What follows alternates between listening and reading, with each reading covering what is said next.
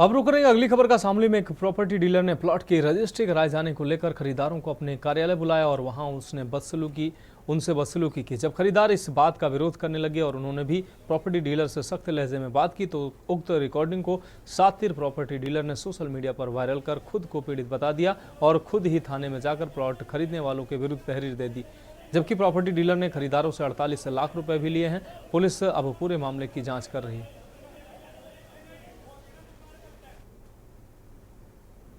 हमारे साथ धोखाधड़ी होगी जी। हमने एक प्लाट लिया था सहारनपुर रोड पे सतनाम रेल पार सरदार जी, 48 लाख रुपए का। ये प्रमोद जी, मुकेश जी, ओमपाल मेंबर, ये मेरे पार्टनर है। उस प्लॉट में हम 4 पार्टनर हैं। तो हमने उनको 35 लाख रुपए तो दे दिए खातों से और 13 लाख रुपए दे दिए कैश। और उसके बाद लगभग 5 महीने हो गए हमें उनके पास खुशामद दुरामद करते, भाई सरदार जी हमारा बैनामा कर दो, सरदार जी हमारा बैनामा कर दो। पहले कहते रहे मैं बाहर हूँ, भीतर हूँ, यूँ हूँ। अब 15 दिन से वो क्या कह रहे, ना मैं प्लॉट देता ना मैं पैसे देता। नाम प्रमोद कुमार है। सहारनपुर पे 600 गज का प्लॉट ले रखा था। तेज बोलो। मैंने 48 लाख रुपए दे रखे सरदार जी को। मुझे भगा रहे 5-6 महीने तक बैनामा नहीं कर रहे। कभी धमकी दे रहे, कल्याण नहीं करता, तेज रेट हो गए, तेज रेट मिल लो, कभी हाँ कभी ना। अरे मुझे घर बुला कर परसों हमें टॉर्चर करवाया। बस हम कार्रवाई चल रही है। हमारे खिलाफ ही रिपोर्ट कर दी। हाँ, खुद ही बुलाया था। ये पंजाबी कॉलोनी रेलपार निवासी सतनाम सिंह द्वारा एक प्लाट विक्रय के लिए आंसू वर्ग से इनका कुछ सौदा तय हुआ था, जिसके एवज में उन्होंने विभिन्न किस्तों में 30 लाख रुपए प्राप्त किए हैं और समय अवधि बीत जाने के उपरांत जो है इसकी रजिस्ट्री नहीं की गई। ये विवाद है, इस संबंध में जो है इन लोगों का विवाद पाया गया। इसके लिए जो है इनकी एक जाँच की संपादित की जा रही है, जिसमें जो ये तथ्य सामने आएंगे कि इसके द्वारा कितना पैसा किस दिन में किस समय पर किस तिथि पर दिया गया है और कितना दिया गया है। जिसमें गलती पाए जाने पर उसके विरुद्ध कार्रवाई की जाएगी, अभियोग पंजीकृत कराया जाएगा। तो देश की बात में वक्त एक ब्रेक का है, जल्द हाजिर होंगे। आप देख रहे हैं के न्यूज, खबरों का सारथी। ब्रेक के बाद देश की बात में एक बार फिर से आपका स्वागत है। अब रुक करेंगे अगली खबर का। शहर में लायंस क्लब द्वारा बहुत ही सराहनीय कार्य किया जा रहा है, जहां पर लायंस क्लब ने सम्मान रसोई के नाम से एक रसोई की शुरुआत की, जिसमें हर किसी को महज 10 रुपए में भरपेट भोजन कराया जाएगा। सम्मान रसोई का उद्घाटन अपर जिलाधिकारी और पालिका अध्यक्ष के द्वारा किया गया।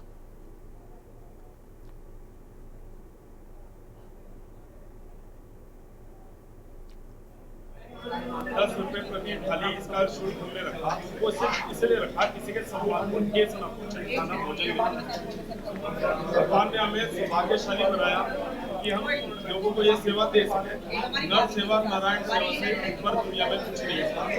इसको प्राथमिकता देते हुए हमने इसका मन बनाया हर रोज 10 रुपये में भरपेट भोजन, जिसमें सब्जी, दाल, रोटी, चावल हम उपलब्ध कराने का पूरा प्रयास करेंगे।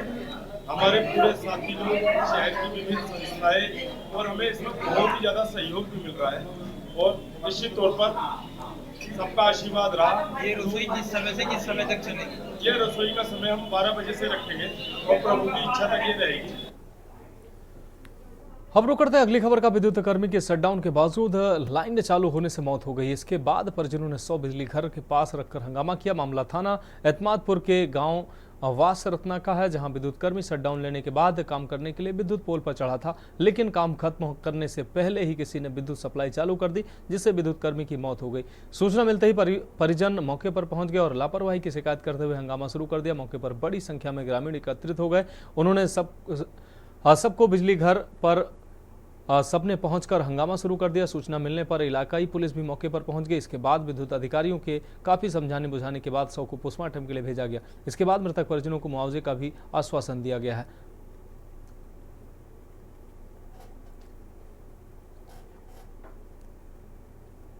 हम तो देहात के रहने वाले हैं। ये लाइनमैन साहब बहुत दिन से लाइट का काम करता है और गाँव में जब मालूम पड़ा है कि कम्मों को लाइन में पकड़ना है तो इसको ये वहीं खत्म हो गया है। इसको तो हॉस्पिटल लेके आए। कहाँ पे काम कर रहे थे? ये घटना के बाद में कोई बिजली का काम था, वहाँ कर रहा था ट्रांसफार्मर पर। तो वहाँ पे बता रहे हैं कि डबल लाइन थी, 11,000 की और लाइन थी। जो जिस लाइन से ये काम कर रहा था वो तो शटडाउन पे थी और ये भगवान मालिक है क्या हुआ इसके साथ। बढ़ेंगे अगली खबर की ओर। बिजनौर जिले के धामपुर इलाके में 3 गांवों में पागल कुत्ते ने 1 दर्जन से ज्यादा लोगों पर हमला कर गंभीर रूप से घायल कर दिया। कुत्ते के हमले से इलाके में हड़कंप मचा हुआ है। ग्रामीण दहशत में गांव की सड़कें सूनी पड़ी हुई हैं। लोग अब घरों से निकलने से भी डर रहे हैं। ग्रामीणों ने प्रशासन से कुत्ते के आतंक से निजात दिलाने की मांग की है। दरअसल मामला बिजनौर के धामपुर थाना क्षेत्र का है, जहां के 3 गांव में एक पागल कुत्ते ने आतंक मचा रखा है।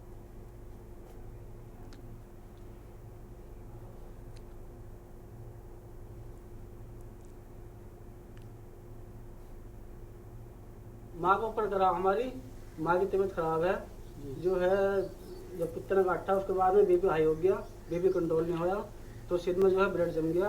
अब जो है पिराज हॉस्पिटल में एडमिट है। अच्छा, कब काटा है उनने काटा था 18 तारीख को मंगल के दिन। अच्छा, कुत्ता पालतू है या वैसी पालतू नहीं था, वो वैसे था। अच्छा, वैसी था। एक पागल को त्यागी न 20-25 आदमियों को काट लिया। अच्छा, आपके गांव में कितने लोगों को काटा? हमारे गांव में काटा 6 गो। तो वो पकड़ी गई है अभी या नहीं? अभी नहीं पकड़ी गई। क्या वन विभाग वाले या कोई अधिकारी आया गांव में? अभी कोई नहीं आया। कोई नहीं आया। क्या चाहते हो? उसे पकड़वाना चाह रहे हैं। अच्छा, आप बता रहे हो 24-25 लोगों को यहाँ काट लिया है, कैसा माहौल है गाँव के अंदर?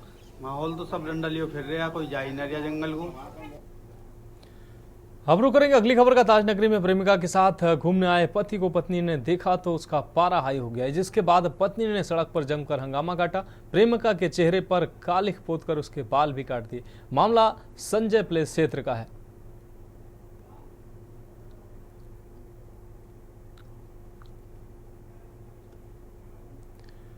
अब रुक करेंगे अगली खबर का। बहराइच में एक वीडियो बहुत तेजी से वायरल हो रहा है, जिसे देखकर हर कोई हैरत में पड़ गया है। आपको बता दें, हर कोई हैरत में पड़कर सोचने को मजबूर हो रहा है, आखिर ये अजब गजब मामला क्या है। दरअसल वायरल वीडियो जो बहराइच के समाज कल्याण विभाग का बताया जा रहा है, उस वीडियो में एक कुत्ता कार्यालय में कर्मचारी की कुर्सी पर बड़े मजे से आराम करता दिखाई दे रहा है और उसी के बगल में दूसरा कर्मचारी बैठा अपना काम कर रहा है। न तो कुत्ते को बगल में बैठे काम कर रहे कर्मचारी से परेशानी है और न काम कर रहे कर्मचारी को अपने साथी की कुर्सी पर आराम फरमा रहे कुत्ते से कोई दिक्कत है। पर जिस कर्मचारी की कुर्सी पर कुत्ता आराम फरमा रहा है वो वायरल वीडियो में नदारत दिखाई दे रहा है। अब आप ही सोचिए कि समाज का कल्याण करने वाला समाज कल्याण विभाग जब एक कुत्ते को कुर्सी से भगाने की जहमत नहीं उठाना चाहता तो आगे आप खुद ही सोच सकते हैं कि आलम क्या होगा। तस्वीरें साफ तौर से आप देख सकते हैं किस तरीके से कर्मचारी की कुर्सी पर कुत्ता आराम फरमा रहा है। वहीं ये समाज कल्याण दफ्तर है बहराइच का। बाबू की कुर्सी पर आराम फरमाता नजर आ रहा है कुत्ता। कुत्ते के आराम फरमाते हुए वीडियो ये सामने आया है।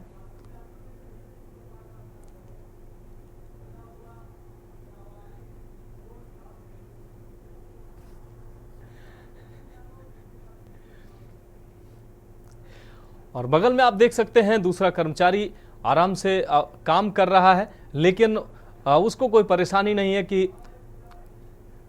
दूसरी कुर्सी पर उसके सहकर्मी की कुर्सी पर कुत्ता बैठा हुआ है।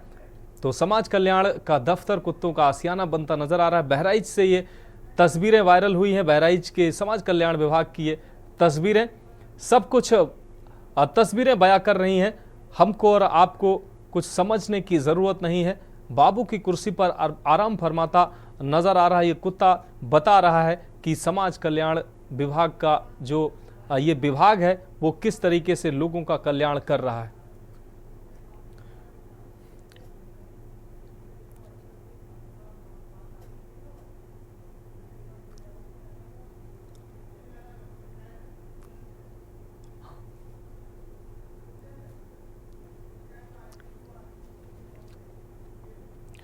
अब रुक करते हैं अगली खबर का। अलीगढ़ जिले के अकराबाद थाना इलाके में स्थित एक प्राचीन मंदिर परिसर में समुदाय विशेष के 2 युवकों के द्वारा पेशाब करने का मामला सामने आया है। हिंदूवादियों की शिकायत पर इलाकाई पुलिस ने मामले का तत्काल संज्ञान लेते हुए दोनों आरोपी युवकों को हिरासत में लेकर पूछताछ शुरू कर दी। आपको बता दें कि पूरा मामला अलीगढ़ जिले के अकराबाद थाना कस्बे का है, जहां बुधवार को एक प्राचीन मंदिर के परिसर में समुदाय विशेष के 2 युवकों को पेशाब करते देखा गया। जब इस बात की जानकारी हिंदूवादियों को हुई तो आक्रोश पनप गया। इसकी शिकायत हिंदूवादियों ने थाने पर जाकर की। पुलिस ने मामले की गंभीरता को समझते हुए दोनों आरोपियों को हिरासत में लेकर घटना की पड़ताल करने में पुलिस जुट गई।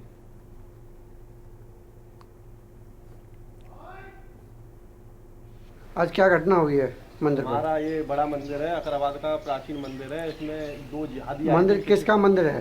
आदिनारायण भगवान का, भोले बाबा का, ठाकुर देव वाले मंदिर है ये। जी, क्या घटना हुई है आज? ये मंदिर के पीछे दो जिहादी रहते हैं, पीछे मोहल्ले में पड़ोसी हैं, मुस्लिम समाज के लोग हैं। वो दो बच्चे आए थे यहाँ पे, दो बच्चे क्या पूरे युवा हैं, वो 22, 23 साल की उम्र है। वो पीछे पेशाब करके गए। अच्छा, फिर क्या पुलिस को सूचना दी है? क्या हुआ है? उसको सूचना दे दी गई है। एक लड़के को शायद उठा लिया है, अभी एक लड़का मिला नहीं है, एक लड़का फरार है। अवगत कराना है कि आज दिनांक 26/6/2024 को थाना अकराबाद क्षेत्र में सूचना प्राप्त हुई कि दो व्यक्तियों द्वारा एक धार्मिक स्थल पर कुछ अशोभनीय हरकतें की जा रही हैं। इस सूचना में तत्काल थाना पुलिस द्वारा कार्रवाई करते हुए इस घटना के संबंध में अभियोग पंजीकृत किया गया तथा दोनों व्यक्तियों को हिरासत में ले लिया गया है। हिरासत में लेकर दोनों व्यक्तियों के विरुद्ध अग्रिम विधिक कार्रवाई की जा रही है तथा मौके पर शांति व्यवस्था पूरी तरह से कायम।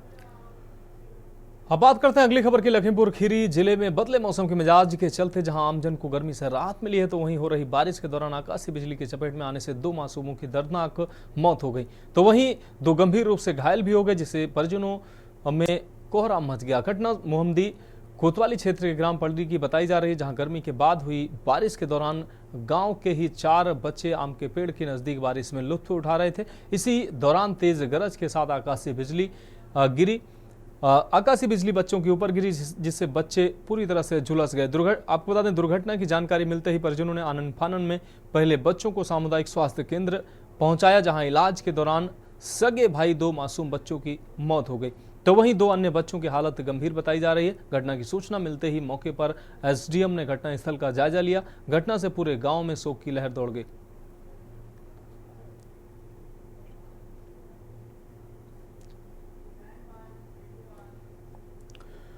अब बढ़ेंगे अगली खबर की ओर। आपको बता दें, बनत में गला दबाकर युवक को मौत के घाट उतारने की कोशिश की वारदात सामने आई है। आरोपी हमलावर युवक को अधमरा कर मृत समझकर मौके से फरार हो गए। परिजनों ने युवक को गंभीर हालत में सीएससी शामली में भर्ती कराया, जहां से उसे मेरठ हायर सेंटर के लिए रेफर कर दिया गया।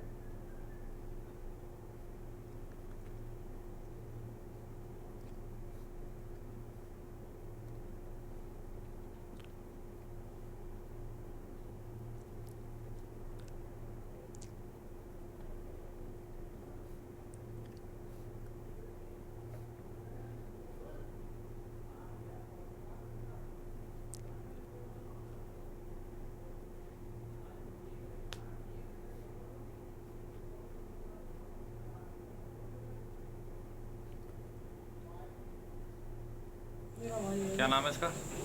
कैसे हुआ, कहाँ पर हुआ ये? कितने लोग थे मारने में? पुलिस पहुंच गई? नहीं, वहाँ नहीं गई पुलिस भी, अभी तहरीर नहीं दी गई। तो इसे कौन लेकर आया अस्पताल में? कहाँ पड़ा था ये? कहाँ पड़ा था? नदी के आसपास। कहाँ पर पड़ा था ये? अब रुक करेंगे अगली खबर का। हल्द्वानी में काठगोदाम नरीमन चौराहे से लेकर काठगोदाम रेलवे स्टेशन तक सड़क चौड़ीकरण करने में कई बड़े पेड़ों को काटने की सूचना पर कांग्रेस के प्रदेश प्रवक्ता दीपक बल्लुटिया और कांग्रेस नेता ललित जोशी अपने कार्यकर्ताओं के साथ एसडीएम कोर्ट पहुंचे, जहां पर उन्होंने सिटी मजिस्ट्रेट एपी वाजपेयी को इस संबंध में ज्ञापन दिया। उन्होंने ज्ञापन के माध्यम से ये मांग रखी कि पेड़ों को न काटा जाए, प्रशासन सड़क चौड़ीकरण को लेकर दूसरा विकल्प भी देखे। वहीं सिटी मजिस्ट्रेट एपी वाजपेयी ने बताया कि सड़क चौड़ीकरण में जो भी पेड़ आ रहे हैं उनको लेकर जिला प्रशासन बेहद संवेदनशील है। सड़क चौड़ीकरण के आसपास जितने भी पेड़ आ रहे हैं उनको काटा नहीं जाएगा, उनको दूसरी जगह शिफ्ट करने को लेकर काम किया जा रहा है, जिसके संबंध में विशेषज्ञों द्वारा मौके पर पहुंचकर स्थलीय निरीक्षण व जांच की गई है, ताकि पर्यावरण का भी ध्यान रखा जा सके। देख रहे हैं उस पर सड़क चौड़ीकरण का कार्य करने की बात कही जा रही है, और जो सड़क किनारे जो बहुत पुराने विशालकाय वृक्ष हैं और उनके पातन की बात की जा रही है और उनको पुनर्स्थापित करने की बात की जा रही है, प्रत्यारोपण की बात की जा रही है। तो हमारा इसमें ये मानना है, क्योंकि आज तक भी प्रशासन द्वारा पूरा रोड मैप जो है वो जारी नहीं किया गया है कि ये रोड चौड़ी कहाँ से कहाँ तक हो रही है, और यदि ये चौड़ी सिर्फ नारीमैन से लेके कुछ रानी बाग तक हो रही है तो उसके आगे का क्या होगा, क्योंकि यहाँ पर चौड़ी सड़क है और आगे जाके वो संकरी हो जाएगी, तो फिर क्या वो जाम स्थल नहीं बनेगा? सड़क चौड़ीकरण का कोई विरोध नहीं करता है, परंतु जब उसकी वैकल्पिक व्यवस्थाएं मौजूद हैं शहर के अंदर तो पेड़ों को नहीं काटा जाना चाहिए। मेरा अपना पर्सनल मानना है। आज हम जो ज्ञापन इसी संबंध में दे रहे हैं। दूसरा, मेरा कहने का मतलब एक ये भी आप ये समझिए कि एक सड़क मैं एक पेड़ को 50 साल लगते हैं और एक बिल्डिंग को बनाने में मुश्किल से 2 साल लगते हैं। तो मेरा कहना तो है भाई, अगर सड़क चौड़ी बिल्डिंग बना करके होती है तो बिल्डिंग बना करके सड़क चौड़ी कर दीजिए, ना कि पेड़ काट करके। पसंद मानना है। शहर में 13 चौराहों का चौड़ीकरण सुधारीकरण का काम चल रहा है। उसमें हमें वाइडनिंग करनी है। कई जगह जो पेड़ हैं वो छपान भी हुआ था। जिलाधिकारी महोदय इसको लेकर बहुत संवेदनशील हैं। उनके द्वारा फिर ये दिशा निर्देश दिए गए कि जो पाकड़ है, पीपल है या अन्य जो महत्वपूर्ण प्रजातियों के वृक्ष हैं उनको काटने के बजाय हम लोग उसको ट्रांसप्लांट करेंगे, रिलोकेट करेंगे। उसके लिए वन विभाग के साथ बैठक के माध्यम से ये निर्णय लिया गया है और लगभग शहर के विभिन्न स्थानों पर 40 से अधिक संख्या के पेड़ ऐसे हैं जिनको काटने के बजाय ट्रांसप्लांट करने का निर्णय लिया गया। अब रुक करेंगे अगली खबर का। मौसम विभाग द्वारा कुमाऊं में 29 जून तक भारी बारिश का अलर्ट जारी किया गया। वहीं मौसम विभाग का पूर्वानुमान सही साबित हो रहा है। नैनीताल जिले के कालाढूंगी क्षेत्र में भी कई जगह पर बारिश देखने को मिल रही है। जिलाधिकारी नैनीताल द्वारा 29 जून तक ऑरेंज अलर्ट को देखते हुए भारी बारिश में आंधी तूफान से बाधित होने वाले मार्गों को और संवेदनशील क्षेत्रों में होने वाली दुर्घटनाओं से निपटने के लिए अधिकारियों को अलर्ट मोड पर रहने के निर्देश दिए गए हैं। वहीं कालाढूंगी एसडीएम रेखा कोहली ने बताया कि जिलाधिकारी के निर्देश पर मानसूनी सीजन में किसी भी प्रकार की आपदा से निपटने के लिए सभी तैयारियां कर ली गई हैं। नदी नालों में विशेष तौर पर निगरानी रखी जा रही है, जिसके तहत नालों की सफाई का कार्य किया जा रहा है ताकि बारिश का पानी सीधा इन बरसाती नालों से होकर नदी में मिल सके, जिससे इन नालों के आसपास के गांवों में किसी प्रकार की कोई क्षति ना हो। शुरू हो गई है, उससे 1 महीने पहले से हमारी मानसून की तैयारियां शुरू हो चुकी है। जिलाधिकारी महोदय द्वारा इसमें मीटिंग ली गई है और जितने भी हमारे नाले हैं उनकी जो सफाई का कार्य, जैसे आप भी देख रहे हैं चुनाखान नाले के पास हम लोग खड़े हैं, इसकी पूरा ये उसका डाइवर्जन को देखते हुए पूरी सफाई इसकी आगे तक हो रही है, जिससे कि पानी लोगों के घरों में ना जाके पूरे इसका जो एक चैनलाइज इसको किया जा रहा है पूरा नदी में जाए। इसके अलावा हमारे और भी जो आगे नाले हैं उनका भी हमारे द्वारा सर्वे किया जा रहा है अभी कि उनमें कहीं कुछ कूड़ा तो नहीं फंसा है, पेड़ तो नहीं फंसे हैं, ताकि कहीं फ्लो तो नहीं रुका हुआ है। ये हम लोग पूरे अभी नालों का हम लोग सर्वे करके आज शाम तक अपनी रिपोर्ट जिलाधिकारी महोदय को प्रेषित करेंगे। अगली खबर लक्सर से है, जहां जेके टायर फैक्ट्री में गेट पर किसानों व कर्मचारियों का धरना तीसरे दिन भी जारी रहा। कर्मचारियों व किसानों ने भारतीय किसान यूनियन पटेल के राष्ट्रीय अध्यक्ष चौधरी कीरत सिंह के नेतृत्व में जेके टायर फैक्ट्री से लेकर वालवाली तिराहे तक फैक्ट्री प्रबंधन के खिलाफ काली पट्टी बांधकर विरोध मार्च निकाला। साथ ही चेतावनी दी कि यदि 2 दिनों में फैक्ट्री प्रबंधन ने अपना रवैया ठीक नहीं किया तो 2 दिन के बाद किसान यूनियन व कर्मचारी हजारों ट्रैक्टर से लक्सर को जाम करेंगे। आपको बता दें कि लक्सर के जेके टायर फैक्ट्री में निकाले गए कर्मचारियों के समर्थन में किसान यूनियन फैक्ट्री गेट पर आज तीसरे दिन भी धरने पर बैठा हुआ। किसानों ने कर्मचारियों के साथ काली पट्टी बांधकर लक्सर नगर में फैक्ट्री प्रबंधन के खिलाफ मार्च निकाला। इस दौरान भाजपा के कांग्रेस के क्षेत्रीय नेताओं ने भी धरने में जाकर समर्थन किया। ये जो जेके की गुंडागर्दी चल रही है, जो यहाँ लोकल व्यक्तियों को परेशान कर रहे हैं, इनकी कोई भी गुंडागर्दी बर्दाश्त नहीं होगी, चाहे इसके लिए कहीं तक जाना पड़े। और इनके साथ सब लोग कंधे से कंधा मिलाकर इनकी सबकी साथ है। मैं तो फैक्ट्री प्रबंधन को इतना ही चेताना चाहूँगा कि जिस तरह का सौतेला व्यवहार हमारे सभी साथियों के साथ किया जा रहा है, उनके दिमाग में अगर ये है कि ये स्टाफ के आदमी इनके लिए कोई नहीं बोलेगा तो ये बहुत गलत है। ये सभी क्षेत्रवासी हैं और हमारे साथ कंधे से कंधा मिलाकर के पिछले 15 साल से हमारे साथ खड़े हैं, तो हम इनके सुख दुख में हम इनके साथ हैं। और माननीय चौधरी कीरत सिंह जी, मास्टर जी, सभी लोग और तमाम लक्सर से जितने भी संगठन है सभी इनके साथ में है। और अगर इससे भी आगे हमें जाना पड़ा, एक भयंकर रूप लेगा ये आंदोलन हमारा, अगर प्रबंधन ठीक तरह से बात नहीं करता है, उन लोगों को वापसी नहीं लेता है या कोई बीच का रास्ता नहीं निकालता।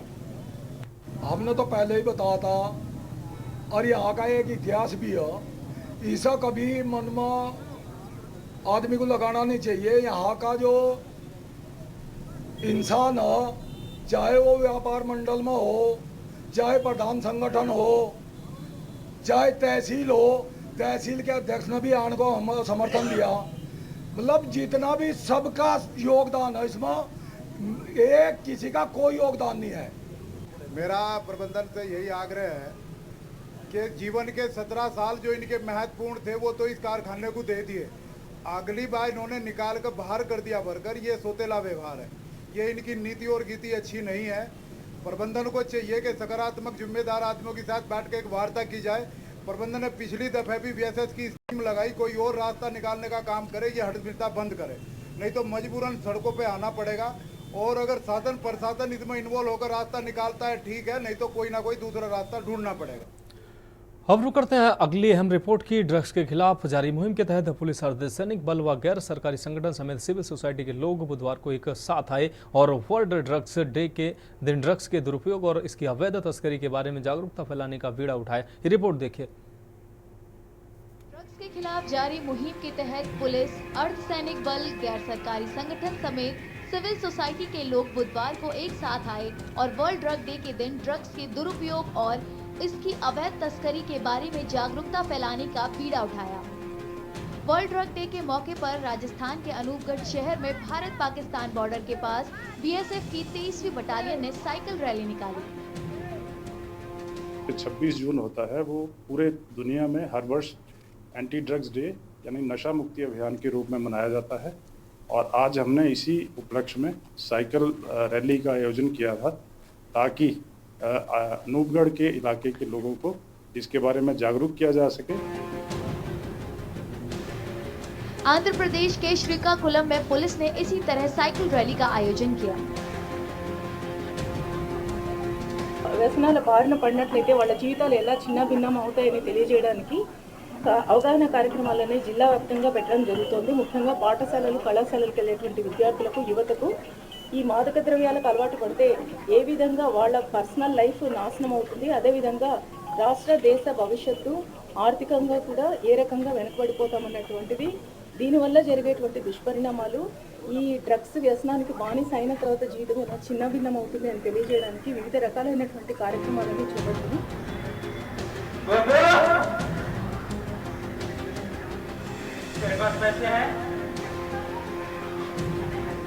मुंबई में नारकोटिक्स कंट्रोल ब्यूरो यानी एनसीबी ने गैर सरकारी संगठनों के साथ मिलकर ड्रग्स के खिलाफ जागरूकता कार्यक्रम का आयोजन किया। इस कार्यक्रम का मकसद लोगों को ड्रग्स से होने वाले नुकसान के बारे में जागरूक करना है।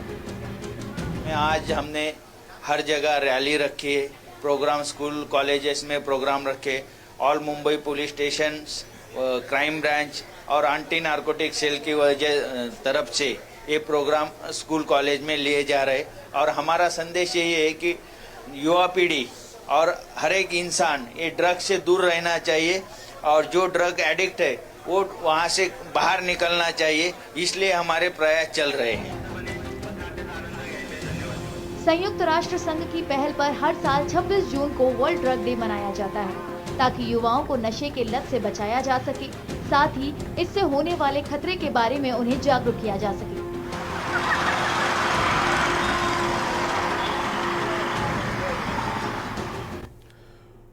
तो फिलहाल देश की बात में अभी के लिए मेरे साथ इतना ही। मुझे दीजिए इजाजत और आप देखते रहिए के न्यूज़ इंडिया।